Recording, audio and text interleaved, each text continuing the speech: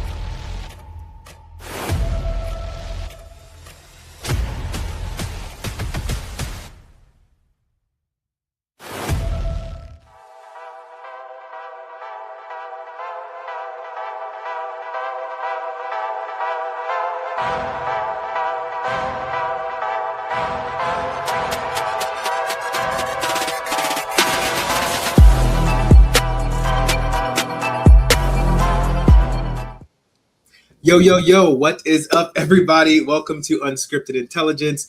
This is a podcast where we talk about human intelligence, artificial intelligence, how they intersect, and how they impact everything from education to the workforce.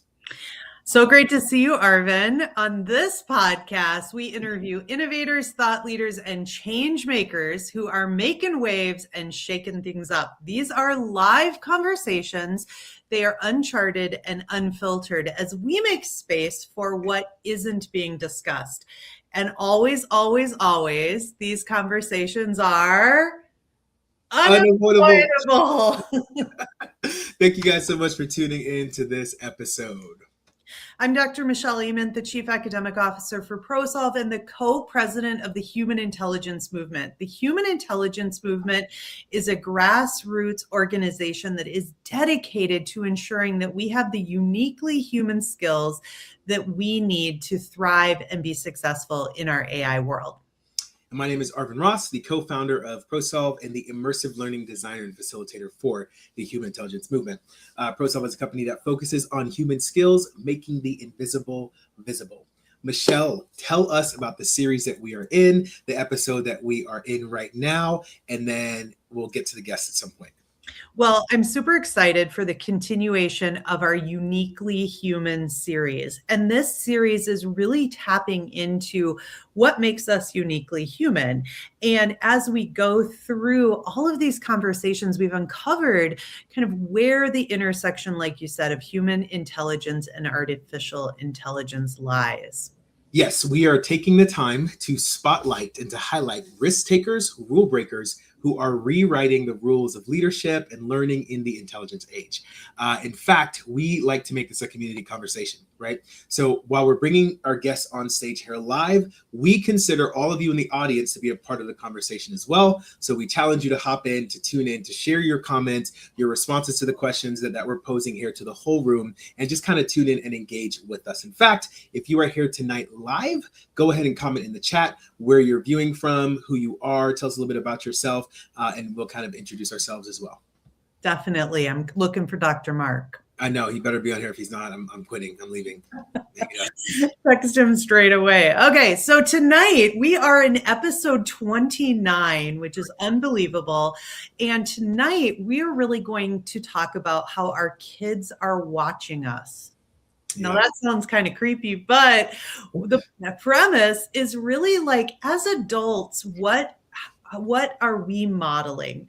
What are we setting expectations for around kids, but maybe not showing them how that looks as adults? And I think really I want to get honest tonight with our guests around how are we performing as adults and what does that mean as role models for kids at all ages? Yeah. And what I love about this conversation is we're in the category, the series of Uniquely Human. And I think that this conversation in itself is uniquely human because we're talking about, it's not just a matter of replicating and emulating. We're talking about the deeper things that we're transferring that we're not even aware of, that other individuals may be picking up on, not just our own kids, but the kids that we lead in our classes or in whatever systems it is that we lead in. And so I'm excited, and I'm excited for the guests that we're about to bring. Yeah, well, I'm going to introduce two guests, but before that, got to shout out two fan favorites, Dan Thomas from Jamestown, New York, and of course, Dr. Mark is here. So welcome. Okay, so our first guest tonight as part of this conversation is Dr. Beverly Pell. Welcome, Dr. Beverly. It's so great to have you. Let me introduce Dr. Beverly. She has spent the last 15 years making technology education more human. The perfect person tonight to talk about how do we navigate technology with families and young people, because she is behind Smart Digital Kids, where she helps families and parents really navigate everything about technology, screen time, AI, and really helps them with some of the hardest questions parents face today as they support young people in this digital age. So welcome, Dr. Beverly. Anything else you want to add? Tell us about yourself. Anything we missed? No, I think you covered it. I'm just so glad to be here. I'm ready to dive into the conversation. Fantastic. Well, next up we have Vera Cubero. And Vera, welcome. She has spent the last 30 years in public education and has been doing a myriad of things, most recently as the Emerging Technologies Consultant for North Carolina's Department of Public Instruction. Wow. And what Vera did is, in this day and age, led the creation of the state's nationally recognized K-12 AI guidelines. And I remember meeting Vera probably 18 months ago, and it was a really big deal that this new framework or these new guidelines had been published, and many people were looking to her for guidance and support. Throughout her work in North Carolina, she's done a lot of work with AI summits and solve-a-thons and really helped move an entire state from AI anxiety to more responsible action. And something really exciting to announce is that she's retiring, like tomorrow. It's her last day in public education, and she's starting her own consulting business. So we are thrilled to have you with us and continue to bring the expertise beyond North Carolina. So Dr. Beverly and Vera, welcome. Vera, anything we missed or anything you want to add about yourself? No, I think you've covered it pretty well. Thank you. Fantastic. Well, I want to shout out Tom Millenship. And Tom's joining us from the Bahamas. And so it's great to see you, Tom, tonight. All right, Arvin, let's get into it. So like we mentioned earlier, we're talking about our kids. Well, what are our kids learning from us? What are we role modeling versus what are we not role modeling, right? What are we actually teaching our kids, whether it's intentionally or not intentionally? So before we kind of jump into the topic too far, I have kind of a question that I think would be cool to open up with, and it is this idea of what is like the rule, or what is an example of a rule that we as adults make for kids that we would never live by ourselves? What is a rule that we make or we enforce that we would never live by ourselves? I'm asking it to us here live on the video and to those that are in the chat. Toss in what are some of those rules, or what's one of those rules? Anybody want to go first?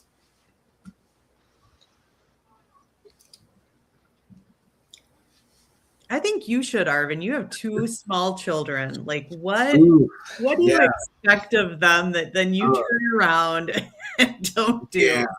Yeah. It's so funny. I have a 2-year-old and I have a 9-week-old or 10-week-old. I've lost count at this point. I haven't slept in 10 weeks. But I don't know, a rule that I've kind of so, okay, let me just say this. My 2-year-old is unfortunately my exact copy of a person. She is all of the things that my wife kind of hates about me. Very demanding, very bossy, very just, this is how it needs to be. And so one of the things I'd say that I definitely do not follow well is like, this is so embarrassing. We've taught her how to stop and breathe when she starts getting emotional, when she starts crying and she's crashing out. And so she does it, and it's the cutest thing ever. It is literally so cute because she just will be so mad, so upset, tears and all that, and she'll go and I literally do not do that. And if I've never seen you take calming breaths, and I've seen you mad. And Michelle has seen me crashing out on people, and I've never done that myself. In fact, the only reason why I know about that is because I learned it in some kids like book or whatever. So for me, it's kind of funny, not funny, but I probably need to start doing breathing techniques to calm myself down. That is the rule that I would say. I'm gonna popcorn to Vera. Okay, well, one for sure. My kids are grown, so it's a little different in today's day and time. But even then, I was always warning my kids, don't talk to strangers online. And I can't imagine a day going by when I'm not talking to strangers online, like right now. So that's a big one. That's so good. That's so good. We just met today, guys. For those of you guys who don't know, I am the stranger that she has met online, and so is Michelle. So I love it. Mm-hmm. I totally connect with that, Vera, because I can remember my kids they're young adults as well. And as they were gaming, I would be like, what 30-year-old, are you talking to online? And like, it was like the stranger danger. And now it is interesting how common of a practice it is. Mm-hmm. What I was thinking about was the idea of no technology by bed. Like, it was always put your devices away. Like, and my kids were new to iPads. Like, they didn't have smartphones, but we did have iPads or computers, and they were like had to be parked in the kitchen or somewhere not in their bedrooms. And I certainly have my phone next to my bed, and I'll tell you, looked at a text from Jenna in the middle of the night last night, and so I don't live by that rule, but I expected that of my kids. I'm guilty of that too. We had a couple in the Dan talks about eat your vegetables. So Dan must not like vegetables. You can drink them now. It's 2026. You can just drink them. Drink your Tom says no swinging on chairs in the classroom. I can remember, no leaning. Selena says wearing a strict uniform. How about you? Dr. Beverly? Okay, this is the big one that all the teenagers tell me. So you ready? If you don't get your chores done, you're going to lose your phone for 24 hours.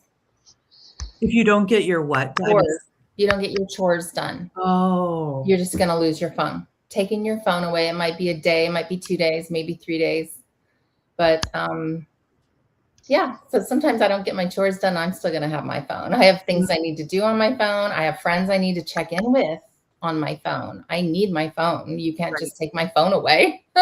Well, even threatening to take the phone away for as a consequence.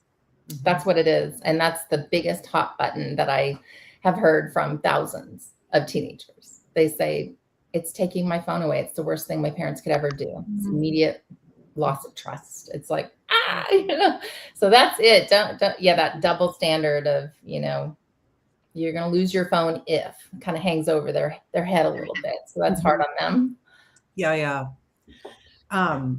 So Dr. Martin, kind of leading into what we're going to talk about tonight. And that is like all these adults telling kids to put their devices away, but, to go look in the mirror and see kind of what they're modeling.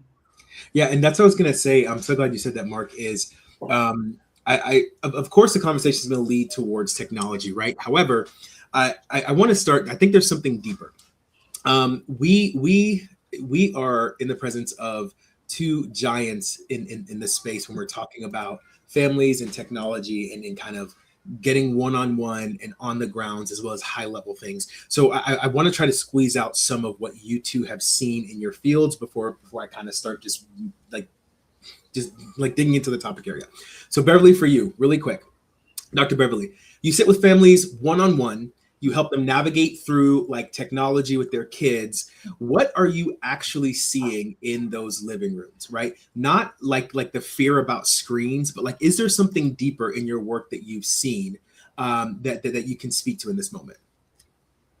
You know, a lot of my one-on-ones have been from parents who are terrified and they're just scared. They don't want to mess up. And they just tell me what's going on, and I'm easy. You know, it's just so simple to just reassure them, you're doing fine. You've got this. You are doing this. And it might be some simple little, you know, you always hear tips and tactics and whatever. It's more than that. It's relationships. And so we always come back to, let's just talk about the relationship, take the tech out of the picture, right? And so if tech, you know, take that out. How are you guys doing? And, oh, well, I never thought about that. And once you take the tech out of it, it's like, oh, it's like immediately grounding. And this is how you get through it. And I do counsel a lot of parents with teens. So it's that teenage, it's too late. I've ruined it. You know, we're going to be forever. I've lost my son. He's 15 and I just threw his gaming console out in the trash. And, you know, just these raw stories. And I say to them, you know what, you're no different than the person next door. We're all going through this. It's all difficult. And you just step back from the tech for a second and just get back to your kid. Such a sigh of relief, because it takes out what you're arguing over. And then it really goes, well, oh, okay, let me ask my kid what he needs. And what do I need? And it's kind of like a reset for relationships. That's kind of what I see a lot. I was just about to comment and kind of say my interpretation of what you just said is that what you're kind of seeing in your work is that the issue is not necessarily the technology, and correct me if I'm wrong, but that the issue is the relationship, and that the focus on the relationship, the intentionality behind the parenting or the family dynamics, and that once you're able to orient that or center that in the conversation, that then you're able to see all of the breakthrough in the other areas that they're concerned about originally. Would you say that's a accurate summary? You got it. That's exactly right. That's what I'm seeing. That's what I'm seeing. Yeah. So, okay, I can't help, I really don't want this to come off as shameful or judging.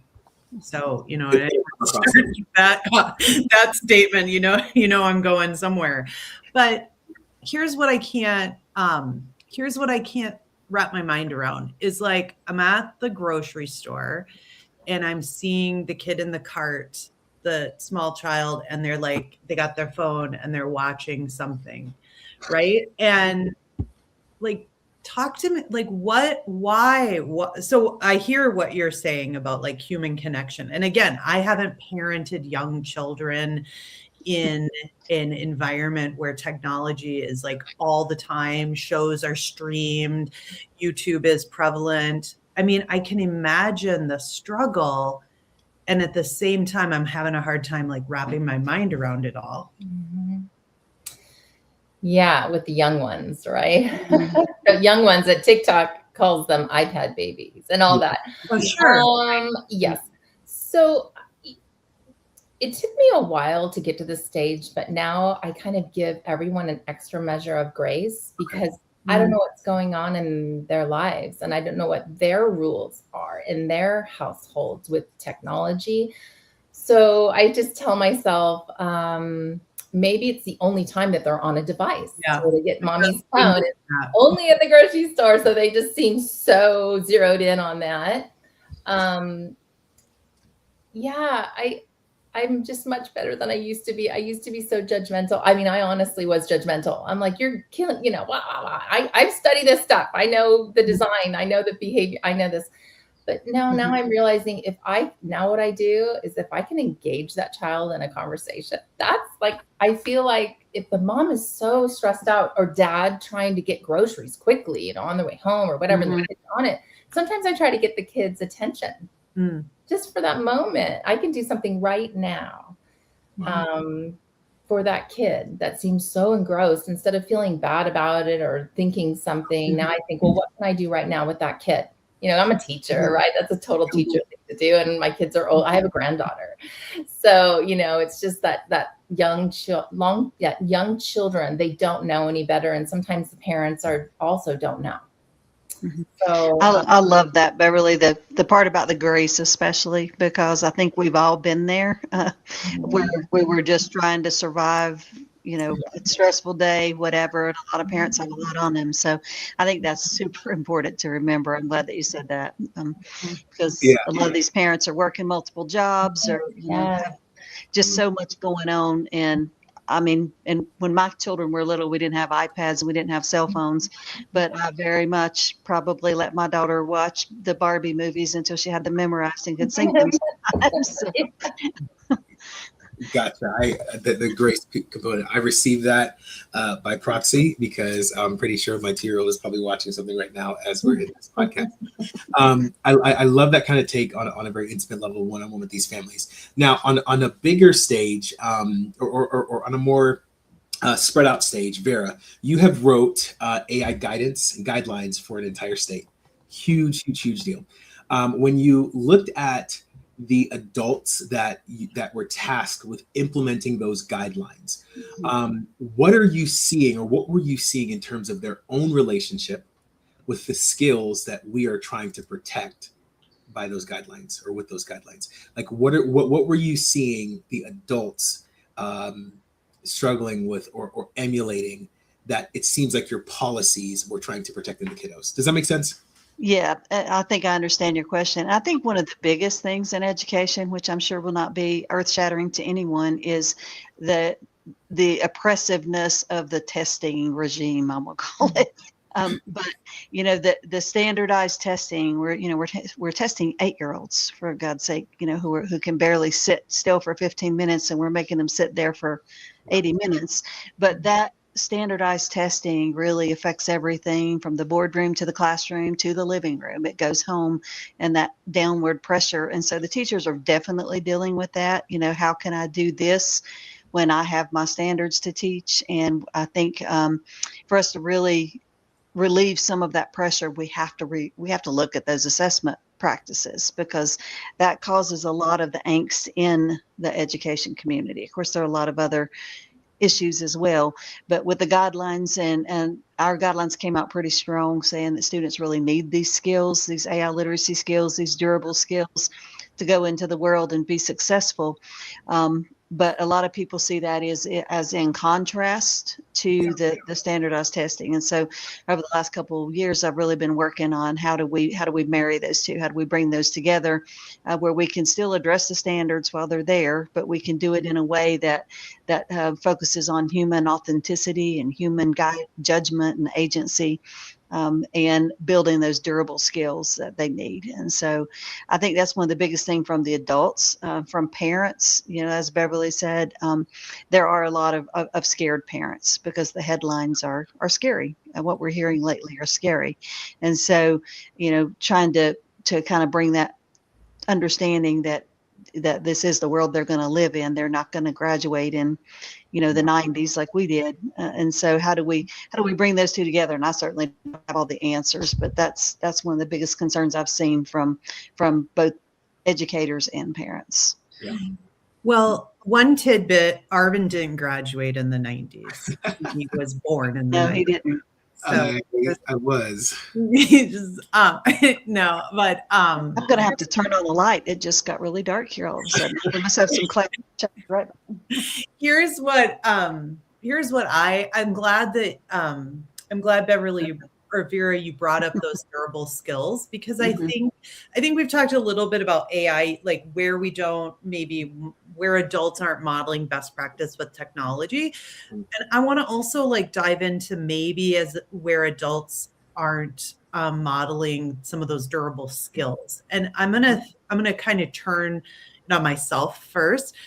I think about a durable skill is curiosity. And so I'm reflecting on maybe how often am I not being curious or asking questions, but moving towards assumptions, or moving even towards feeling like I have all the answers. So that's something for me, I have to be really aware.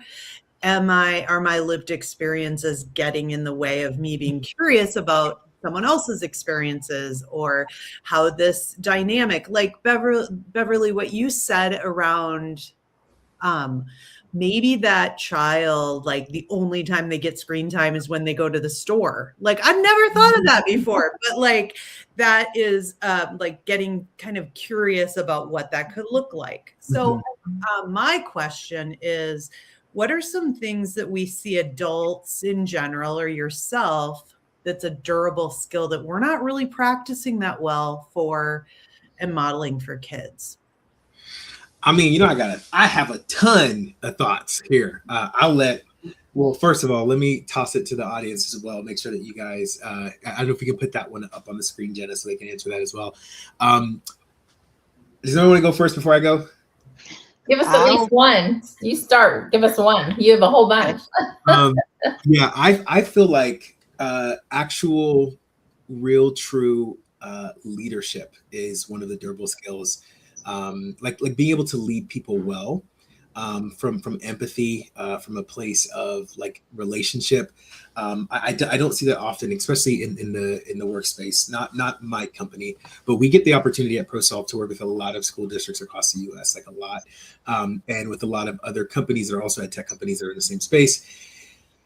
And I feel like we expect for students and young people to be able to manage their stress, their emotions, their fear in really complex and challenging situations where they have to, find the answer. They have to be strong for other people or their peers.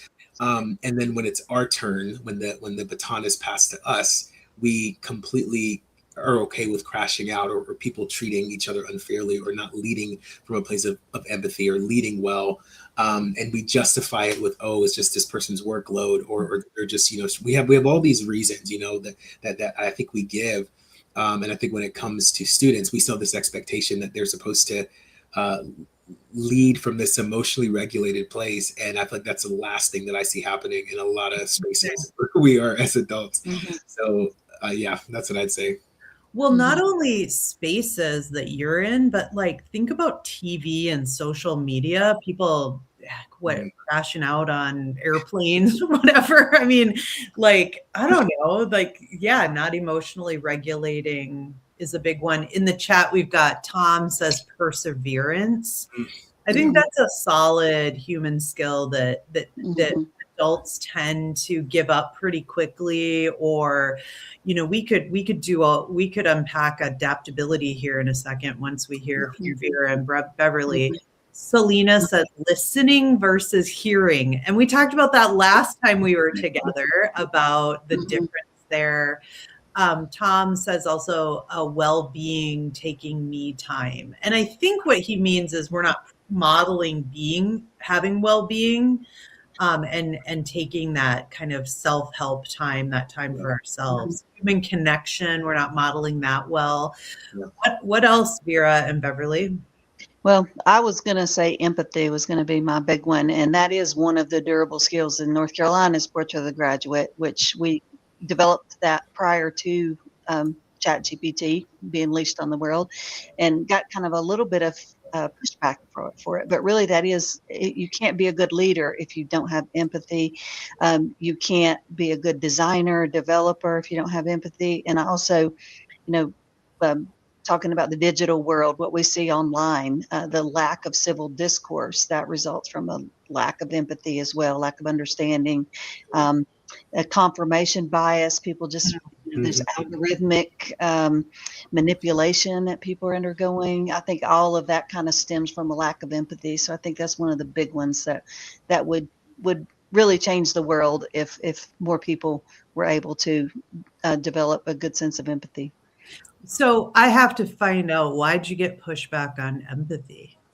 Well, I think, we're a very purple state, and everything becomes political, unfortunately. Yeah. So I don't know that, but I think that it was just a small fragment, and I think everybody has come to accept and understand it now. After AI, it became one of the main skills that they're looking for now in people. And so it's one of those human things, and we're really focusing on the human things now post ChatGPT. So I think now it's very well accepted, but at first there were a couple of people, well, that's not a durable skill. Those are, it was different than what most people were thinking of, and communicate, the 4 C's and all of that. Yeah. I mean, when we hear durable skill, that sounds different than like soft skills. Like I'm going to be soft and squishy with empathy or human connection, and durable skill is like collaboration and communication. And I think we've come to see that they're human skills, they're essential skills that we need to be well-rounded humans. So I want to point out, Dan talked about collaboration, working together. And it's funny, like, as I think about like all the comments in the chats and even this conversation, how there's so much intersection, because to be a good collaborator, you need to have empathy. You need to have listening versus hearing. You need to have human connection, right? They all kind of go together to make up kind of that approach. What Okay, you want to hear mine? Yes, I do. Mine is patience. So adults are not modeling patience. It's patience. You know, how many times have I heard and I've said, and your kids are slowing you down. You've got to get out the house. You got to get in the car. It's just like this all the time. Yeah. And, you know, are you going to cry? You've got 3 minutes. And then you're done. That's all you have today. I'm not doing this today. You know, it's patience. It's patience. And I didn't learn that. I mean, people had said to me, oh, you're so patient because I homeschooled my kids. You know, of course I'm patient. Well, I was an educator, that helped. But their patience is part of it. It's almost like a bedrock to allow your kids, like you were saying, Arvin, to let your kid breathe and to work through the stress or what's going on, or it's the bedrock to listening. Yeah. Wow. Collaborating, you know, I'm not saying it. All of it. To communicate, you know, so patience is something that we don't think about. How do we teach that? We're going to teach patience. Okay, my mind is exploding. Okay, so I have to say this. I feel like we just stepped into something that's so much bigger than I think this episode can contain. But I want to park here on this patience piece for a little bit. And if anybody else in the chat is thinking about, or the synapses are firing off, please hop in here.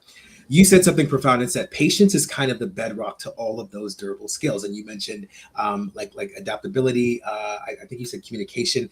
I'm looking at them right now on my right, and growth mindset.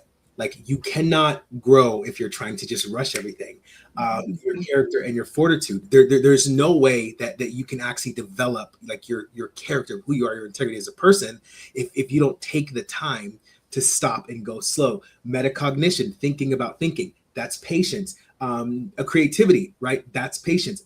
All critical, all of this. You just dropped the bomb, and I don't even know if I can fully contain this, but when we talk about human skills and durable skills, Michelle and I have been in several conversations where we have realized that we're never going to beat AI at things that AI is good at. And one of the things that AI is most good at is doing things fast. And we've had several episodes where we talk about the uniquely human gift of taking things slow, having that patience.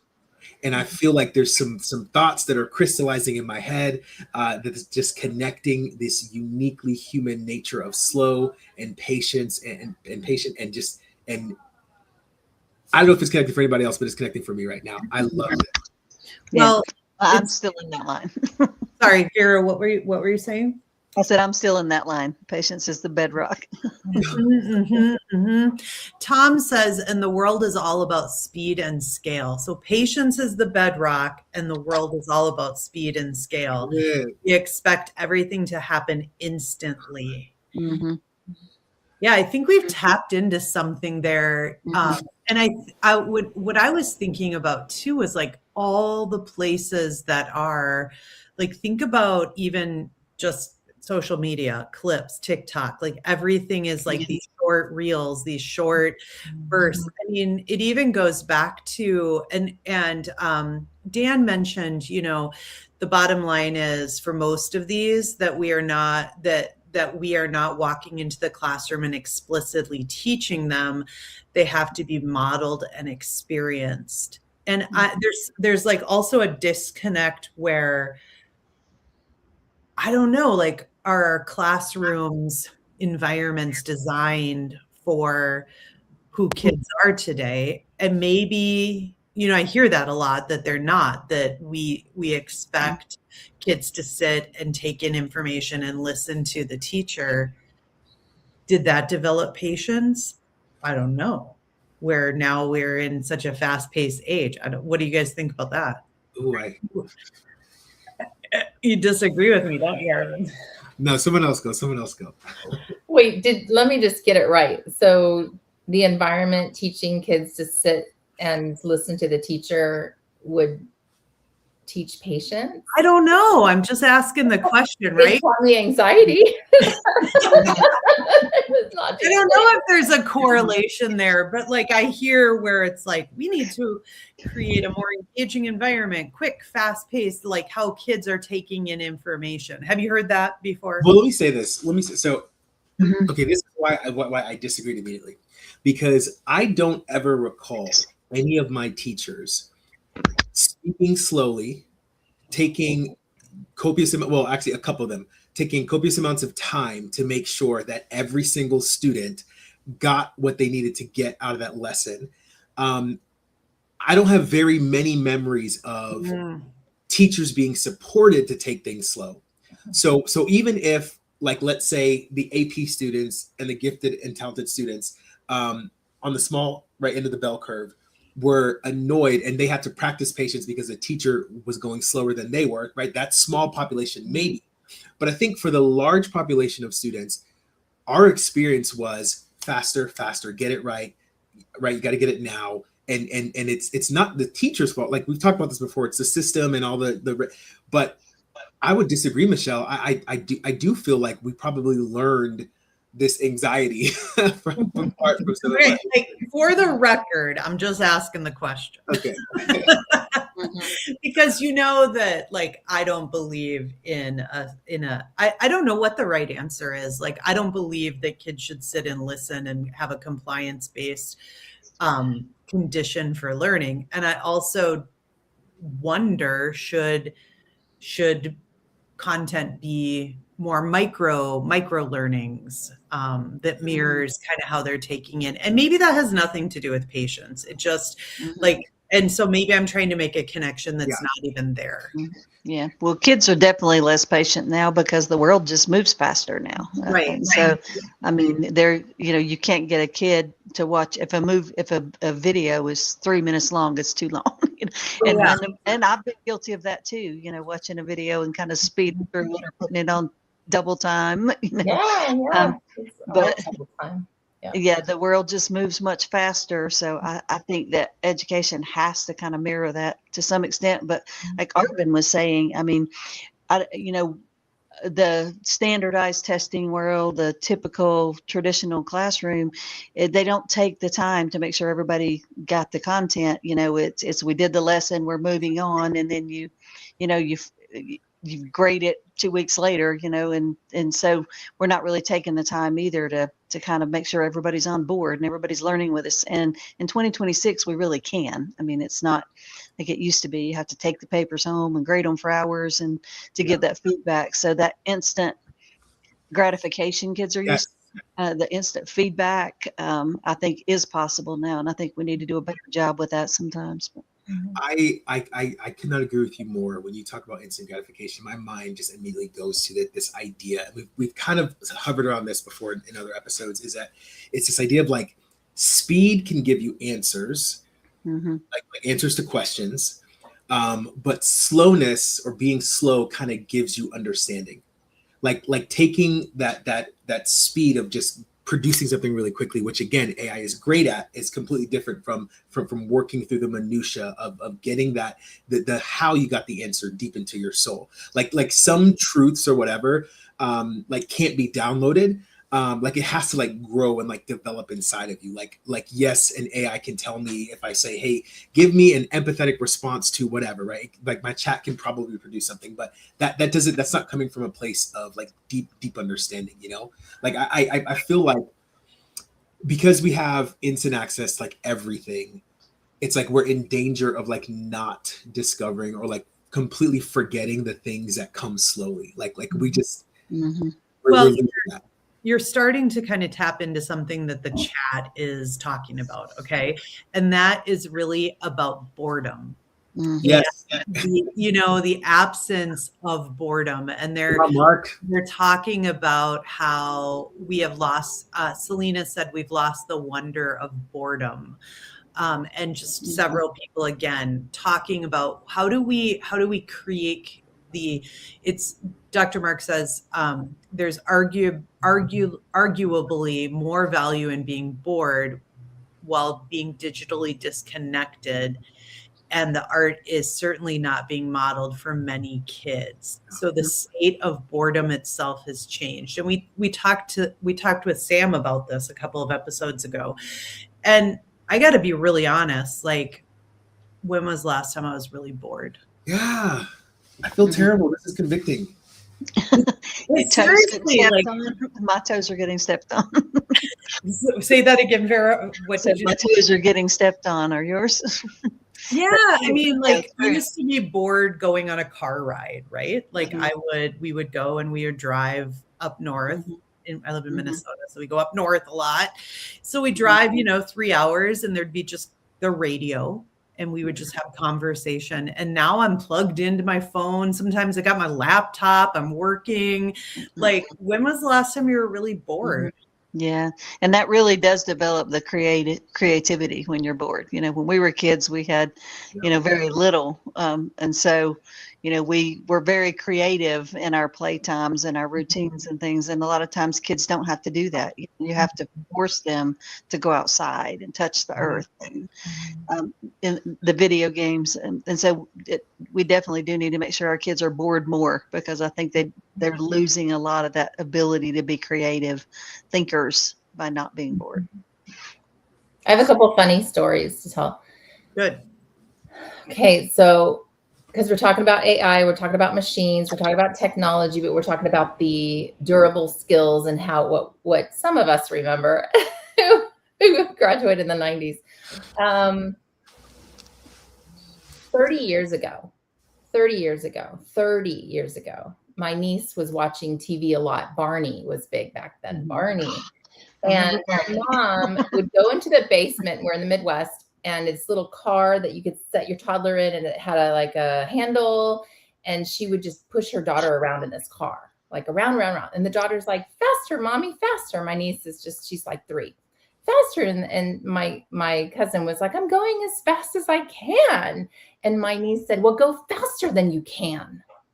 And it was this immediate, like, okay, what are you doing that you can make your machine go faster? Like a TiVo, or at that time, they could make the commercial go faster. They could make the TV go faster. They had a machine that go faster. And then another part of this is self-awareness. Let's see, how old is my son? Maybe 10 years ago. He was working, and there was this big machine at work, and he was telling me all about this machine. And inside of me, I'm like, I don't have time for this. Can we just get on Google and find out what that machine looks like? And I'm like, oh my gosh, no, slow down. My son is working through my questions. Wait, how big was it? And was it close to the building? Did it have like kind of a scaffolding? I was asking all these questions to him, and he was answering them. And he was like 15. He had a smartphone, and he was answering them. And I look back on that. I'm like, oh, it's so good to talk to my son. I didn't cut it off by saying, can we just see a picture of it? Yes, we could have. But those are stories that stick with me. And it reminds me of stay human. And that's part of what we do here. Okay, before Dr. Beverly, thank you for sharing that. Before we go on, can we just all take a moment? I want to take a moment of silence and reflection. And everyone on this call and in the chat, I want you to think about a moment where you sacrificed relationship and experience for speed. A moment where you had an opportunity to develop patience, whether it was with a kid or a coworker or a whatever, and you chose and you miss it. Like, I'm not saying you have to attack yourself or whatever, but let's take a moment of silence. Just reflect on a moment where that happened.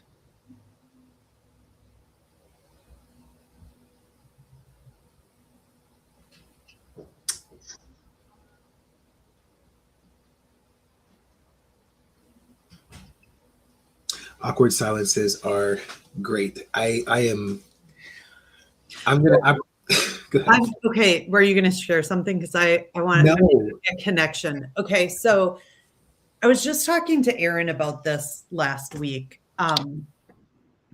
And like one of the things that I tend to do is if I want to know how something works or how to figure out how to do something, I am very, very, I think in my mind, who do I know that knows how to do this? And then I reach out and I ask them to help me learn how to do this, right?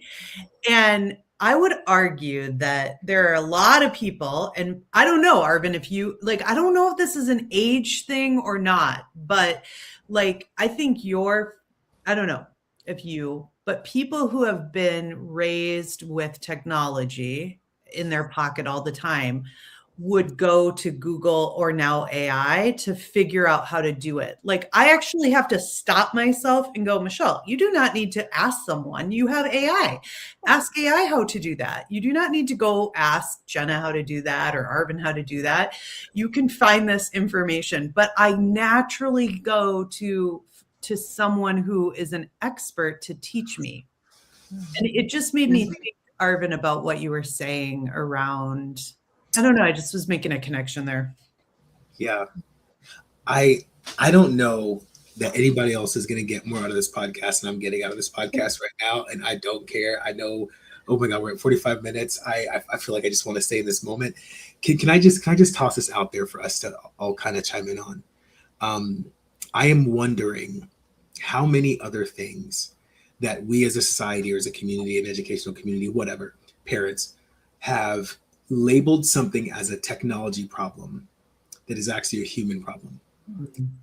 How, like, someone unpack that for me and give me some examples of things, especially in your lines of work, things that we have labeled as a technology problem that is actually a human problem.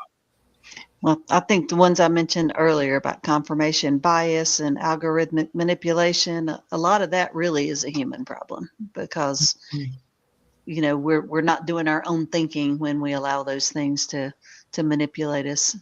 But everybody thinks of it as a technology problem, which of course technology could be improved in cases to, you know, not be so addictive and so forth. But a lot of it is a human problem.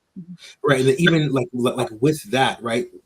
Why do our kids have the free space or the comfortability of not having their ideas challenged? Like why are we raising students who seek that confirmation bias or who aren't, like why are we not, I don't want to say parenting, but why are we not as a community making it normalized to engage with people that disagree with you and not crash out? Like that is a human problem. It's uncomfortable, right? It's you. We all don't want to be challenged in some way, but we've been seduced by this idea that being around people and talking to people that like us or that have the same ideas, that's somehow better than people that challenge us. And I reject that thoroughly. But 100% spot on. That is something that we have labeled as a technology problem that is 100% a human problem. And that's why we can't have civil discourse because everybody wants to avoid the uncomfortable. Yeah. I just love I'm just going to say, I love that my kids, maybe some of the people in the comments, my kids are 25, 29, and 30. And they grew up in a home. I grew up in a home with a father that was in data science and all this. So I grew up with a computer very, very young. But I'm not super techie, but I grew up using computers. And I remember being in the car when I picked up my oldest from the airport, and I'm used to AI now. Been using it for 3 years. So I'll just ask ChatGPT in my car, where is this? And my daughter criticized me. She's like, you don't need ChatGPT for this. And she whips out her phone and she does what we would have done 5 years ago or 6 years ago to look it up like that. You know, I'll get it for you, Mom. And I loved that. Because again, it was human. I don't need a machine for every single thing. And that to me, because I tend to be that early adopter and to hang out with the younger generation. So I want to go fast. And that's probably why I've been so convicted. And my durable skill that I'm practicing is patience. And yeah, I think I'm guilty of that, of not appreciating what the humans can do first Mhm. and struggle with Mhm. and be curious about and ask those questions and go back and forth. And then together, let's ask if the computer happens to know whatever, you know? It's Yeah. just, it's hard. Mark mentions speeding past deeper understanding feels like a growing trend and is tempting to turn elsewhere for answers, which makes us miss much of what we may have learned about ourselves if we turned within. So good. Or even like you said, Dr. Beverly, like turning to your daughter to help you figure something out. Mhm. Yeah. Mhm. Yeah. One thing I've noticed though is, Okay, that is a signal for unavoidable truth time. But before we go there, Vera, let's have you finish your response, and then we'll close off on our UTT. I was just going to say, kind of like Beverly, I'm like an early adopter, and I do consider myself very techie, but I have children that are 32, 28, and 25. And my daughters are kind of anti-AI, which is really shocking. And I've seen that with some college students, not as many, some high school students. They call them clankers now. I don't know if you've heard that or not. No, I haven't. Anytime she has to talk to a chatbot, it's a clanker. But I do think that maybe some of that generation seems to be really trying to harness these human skills. And so they always surprise me when I talk to kids. But I was thinking that same thing, Vera. So I'm glad you brought that up because my young adults are a little bit younger than yours, but yeah, they don't use AI. Like they're like, Mom, why are you using that AI all the time? And yeah, it's a little bit perplexing. I'll say this. Okay. Gosh, dude, this is so awesome. I just went ahead and looked up clanker, and it is a derogatory term. And internet slang used to describe like robots and people that use AI a lot and automated technology. That is actually hilarious. I now have it for my dictionary. I had my unavoidable truth, and it was really deep and philosophical, but I think this might be. No, I'm just kidding.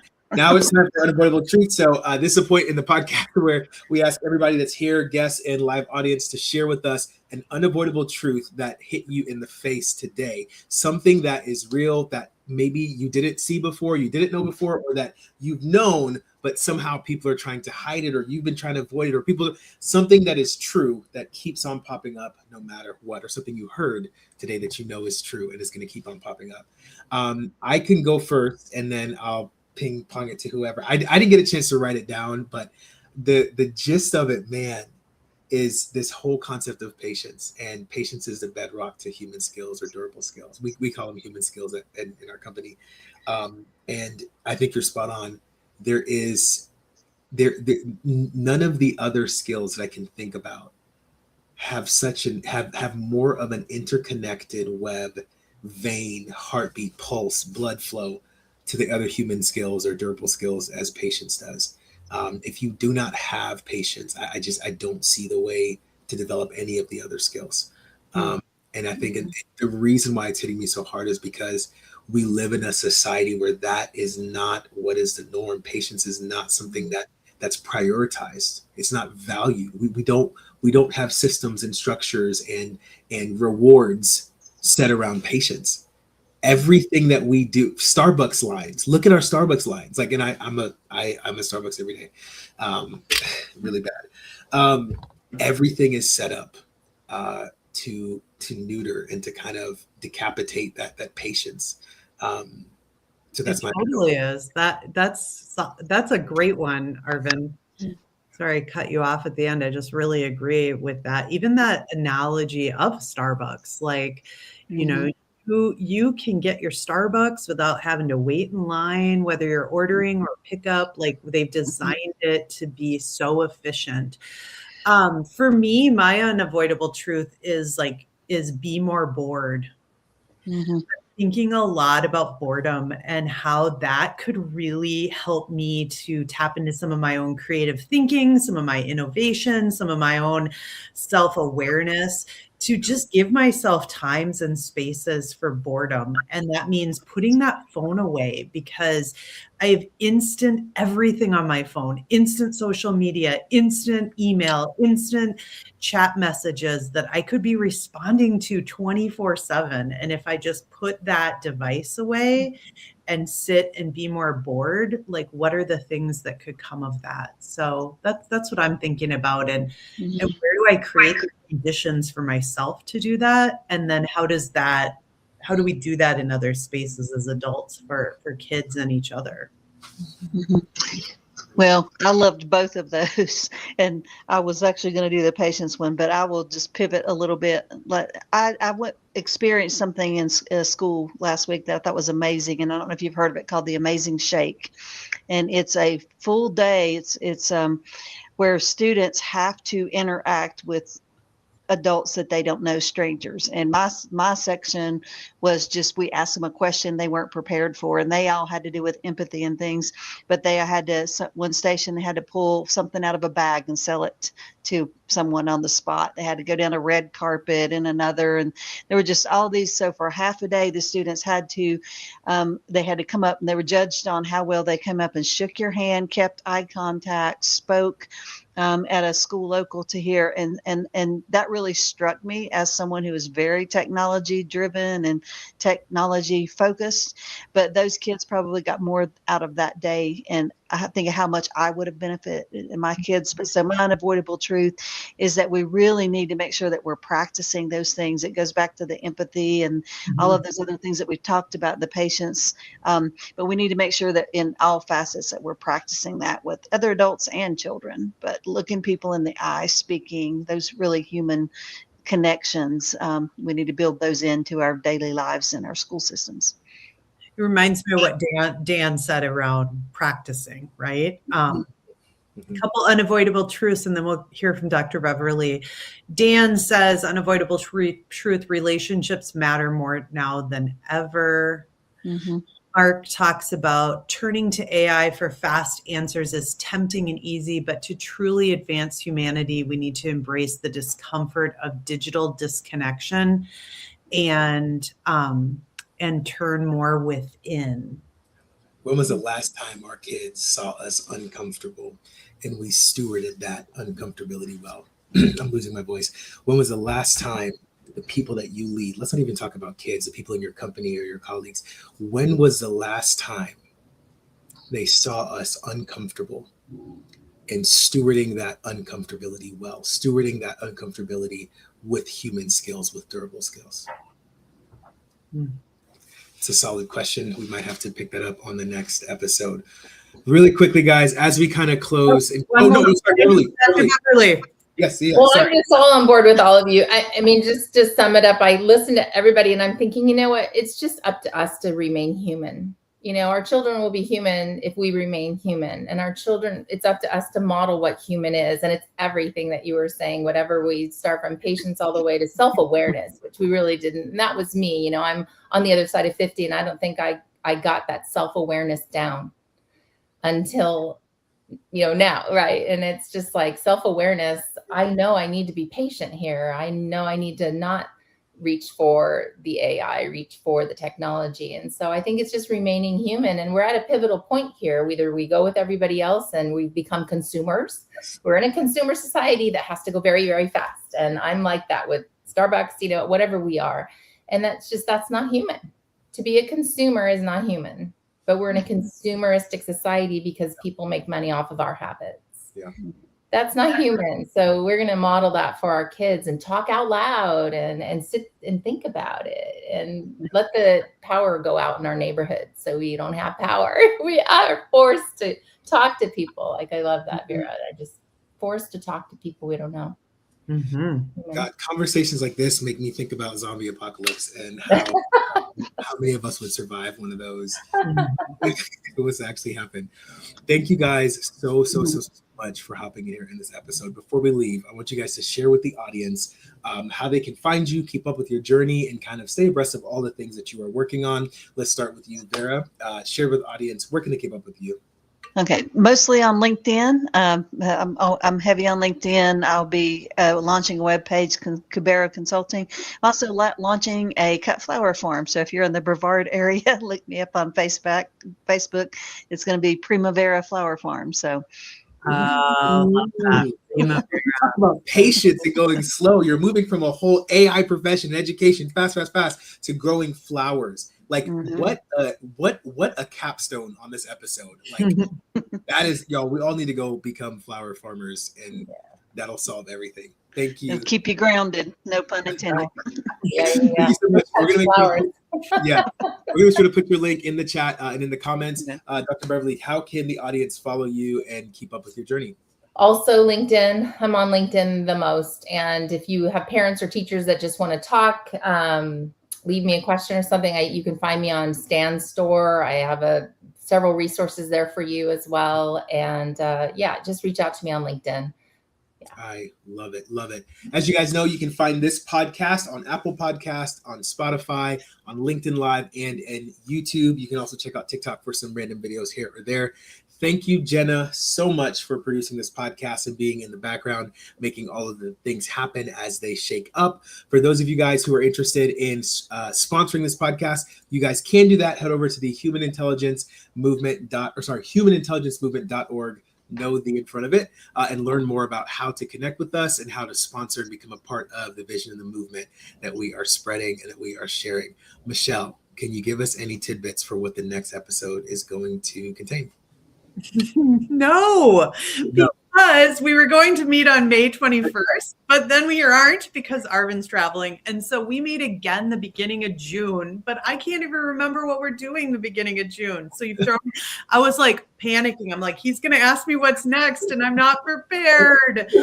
I mean, one time in my life, I'm not. Yes, literally one time, but we'll figure it out. We'll post it on Instagram or on LinkedIn Live and YouTube and all that. So everybody stay tuned. Thank you guys so much for hopping in here. All of our guests, thank you guys for tuning in and chiming in. Stay tuned and get ready for the next episode. See y'all later. Thanks, everybody. Thank Bye, everybody.